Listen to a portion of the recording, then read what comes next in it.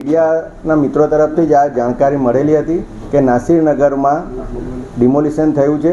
મેં પ્રાથમિક તપાસ કરાવી છે તો એવું જાણવા મળ્યું છે કે લગભગ 1980માં લાઈન દોરી કોર્પોરેશન દ્વારા મૂકવામાં આવી હતી અને કોર્પોરેશને ડિમાર્કેશન માટે પોલીસમાં બંદોબસ્ત માગેલો હતો.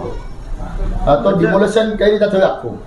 ડિમોલિશનમાં કોર્પોરેશનનો કોઈ રોલ જ નથી. હું એ જ કહું છું, કોર્પોરેશને ફક્ત ને ફક્ત ડિમાર્કેશન માટે જ કાર્યવાહી કરી છે. તો ડિમોલિશન કરી કોણ ગયું છે?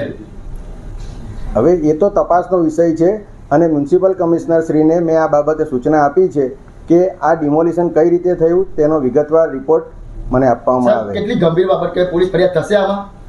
હું તમને એ જ કહું છું કે અમે તપાસનો ઓર્ડર આપી દીધો છે. સર, પાલિકાના નામે 100 મકાન તૂટી ગયા, પોલીસ બંદોબસ્ત સેન્ટ્રલ ઝોને માગેલો હતો, એ જ ટાઈમે બીજા લોકો આવીને કરી ગયા હતા. હું એમ જ કહું છું, અમે ફક્ત ને ફક્ત ડિમાર્કેશન કરવા માટે પોલીસ બંદોબસ્ત માગેલો હતો. સર, દર્શન પરમાર ઘટના સ્થળે જોવા મળ્યા છે, સામાન ભરાતો હોય એ જગ્યા પર એવો હતા, શું કહેશો? તમામ રિપોર્ટમાં ખબર પડી જશે કે કોણ કોણ અધિકારી ત્યાં હાજર હતા. પાલિકાના અધિકારી એવું કહે છે કે કોઈ અધિકારી નહોતું, પણ દર્શન પરમાર ડેપ્યુટી કમિશનર ત્યાં આવ્યા કઈ રીતે? હું તમને એ જ કહું છું કે મ્યુનિસિપલ કમિશનરને અમે સૂચના આપી છે અને આ બાબતે વિગતવાર રિપોર્ટ અમને આપવામાં આવશે. પાલિકા ફરિયાદ કરશે પોલીસમાં?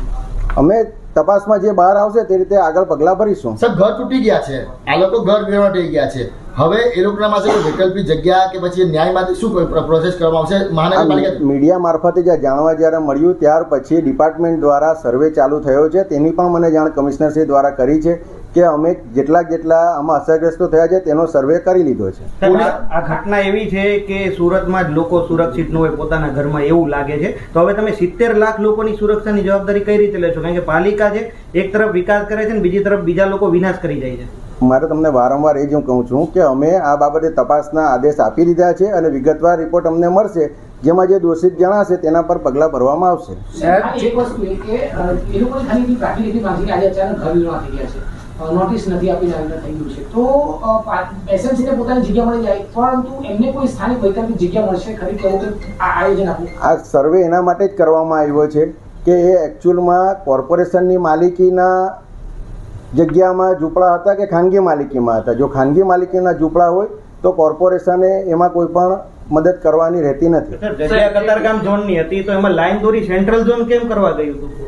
વેરો કે લોકો કતારગામ ઝોનમાં ભરે છે તો સેન્ટ્રલ ઝોનના અધિકારી હું એ જ કહું છું કે ભાઈ આ 4 રસ્તાની જે મિલકત હોય છે તેમાં અંદર ઝોનમાં કયા ઝોનને લાગે છે તે નક્કી નથી હોતું.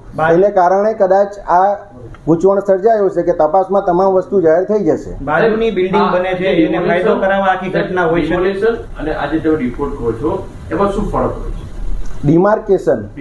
ડિમાર્કેશન એટલે જે લાઈન દોરી હોય, જેટલા ફૂટનો રસ્તો હોય તેના માટે કોર્પોરેશન દ્વારા એક લાઈન દોરી આપવામાં આવે છે કે ભાઈ આ મિલકતમાં અહીંયા સુધી રોડ આવે છે, એટલે અમારે ખાલી નિશાની પાડીને આપવાની આવે છે કે આટલો રસ્તો કોર્પોરેશને ખુલ્લો કરી આપવાનો રહેશે. સર, નિયમ શું કહે છે? જો અગર મહાનગરપાલિકાની જગ્યા પર હોય તો પણ નોટિસ આપવાની કે શું નિયમ શું હોય છે? આ 1980માં લાઈન દોરીનો અમલ થઈ ગયેલો હતો અને જે તે સમયે કદાચ નોટિસ આપી પણ હશે. તપાસમાં તમામ વસ્તુ ખુલ્લી થઈ જશે. ચાલો.